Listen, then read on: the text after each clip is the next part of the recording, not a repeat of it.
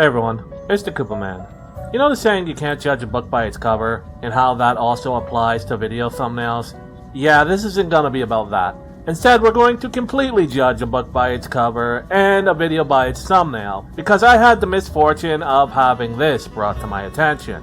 And as you can see, at best this woman is of very low IQ for having such a take, or at worst, of very average IQ trying to appeal to very low IQ individuals with a generalized clickbait premise that appeals to the lowest common denominator of culture war-based spite farming for YouTube grift bucks. All that said, this won't be a video reply to that video. Why? Because I find the very idea on its foundations beneath me and beneath contempt. If any of this woman's fans, or the woman herself, comes after me, all I have to say is deal with it.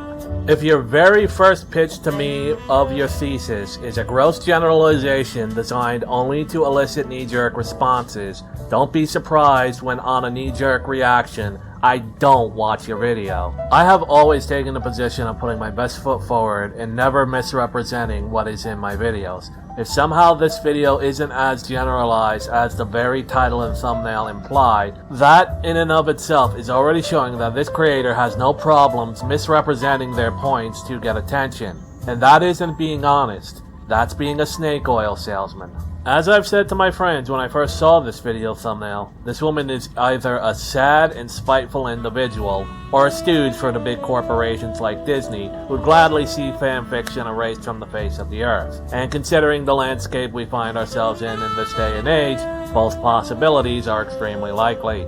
But that brings us to the thesis itself, the idea that fanfiction has destroyed writing, which itself is laughable. Even back in the days before copyright and intellectual property, you could find examples of fanfictions that sometimes became even more popular than what they were fanfictions of. Romeo and Juliet being one such example, being a fanfiction adaptation of a popular tragic poem at the time. Several unofficial sequels as well exist for works like Alice's Adventures in Wonderland and The Adventures of Sherlock Holmes. Even beyond that, practically every work that takes inspiration from another is in its loosest sense a fanfiction. Without Lord of the Rings, we'd not have Wheel of Time, Warhammer Fantasy, Dungeons & Dragons, Wizardry, Ultima, Final Fantasy, Dragon Quest, or any number of other medieval fantasy stories. Additionally, without the Norse legends, the Poetic Edda, and Beowulf, we likewise would not have the Lord of the Rings. And let us not forget that the King Arthur mythos is built using layers upon layers of writers creating fanfictions off of each other to the point where we don't know if it was or was not based on a real king or not till this day, or which of the knights were which creator self-inserts of which writers. So why even posit such an idea? As I stated in my video about the character AI censorship capitulation in regards to Disney properties, big companies like Disney would love nothing more than to see the very concept of fan-created material wiped from the face of the earth. This includes fanfiction, particularly when in some franchises like Star Wars or RWBY, the fans are able to produce fictions that are far superior than what's being put out as official material. It's no secret that fanfiction, fan media in general, and fair use as a concept makes Bob Iger's skin crawl. There is nothing that Disney, Warner Bros., Paramount, and the like would love more than to erase it from existence. But there is also another reason. As I similarly discussed in the Character AI Disney video, fanfiction and fan media are how most in the industry now get their start, to get their foot in the door, so to speak. And since the current generation of creatives are people like Brian Michael Bendis, untalented egotists and degenerates, they can't afford new talent coming in under them, especially since they'd reject their political and social beliefs. Bendis knows the second they hired someone like me to storyboard stories at Marvel or DC, his ass would be out the door. And he doesn't like that because it means me turning his precious little Miles Morales into the villain he was meant to be. The successor to Spider-Man no one asked for, no one loves, who went mad from his own entitlement to everything Peter had, just like the character he's a ripoff of. Remember when you were making out with your first girlfriend, and you came right as she touched your leg? It was me, Barry. I jerked you off at super speed so it'd seem like you nutted at just a woman's tut. While it is true there are bad fanfictions out there, the way there are bad fictions, there are just as many good fanfictions as well. It's almost like painting with a broad brush is a bad idea in general, and only done by people who want to take the easy road of pushing their ideas. So why would anyone think something as foolish as this? Well, it's kind of obvious, isn't it? This person wants to scapegoat fanfiction for the trend of modern media writing quality falling downhill. Though we discussed in previous videos that the problem with modern media isn't fanfiction, it's because current progressive activists, and some conservative ones too if we're talking about stuff like the Daily Wire Plus content, have more of a priority to proselytize or outright propagandize the audience rather than entertain them. This has nothing at all to do with fanfiction. It'd be like blaming the cows for the poor quality of Ben & Jerry's ice cream relative to what it used to be before they went full-on hippie retard. I mean, they always been a bit hippie retard, but you get the idea.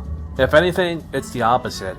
Media isn't bad because fanfiction is ruining it. Media is bad and fanfiction as a result is becoming better. Where else can people go for their favorite heroes and stories without a side of progressive propaganda bullshit? It's the oldest trick in the book. I reject your reality and I substitute my own. Tracer and Squasher had their own rewrite of the Star Wars sequel trilogy that they worked on together back in the day that took the foundations of what The Force Awakens set up and added some nods to Legends and built something that fans could enjoy. I myself like working on my own crossover Earth of Marvel and DC and some other properties with my own mission to fix the way comics have been falling apart since the mid-2000s by creating a setting that picks up right after Infinite Crisis and right before Marvel Civil War I. And that was the mentality that fans of the MCU, Marvel, DC, Ruby, Star Wars, Avatar The Last Airbender, and others had when they set out to write their own fanfictions when those franchises all fell by the wayside. Fanfiction is not to blame for current day writing not being up to snuff. Fanfiction is instead a safe haven away from that nonsense where fans can enjoy their favorite franchises without being preached to over it. It's a place where I can go and pretend one more day and Miles Morales never happened, and where Ruby fans can pretend Beacon never fell. Why should Pokemon fans have to put up with the mediocrity of Sword and Shield or Legends EA when they have fan games available like Pokemon Unbound, Pokemon Prism, Pokemon Insurgency, and so on? Fan games too are fanfictions after all, and attacking one avenue of fan media is an attack on all of it if you recall.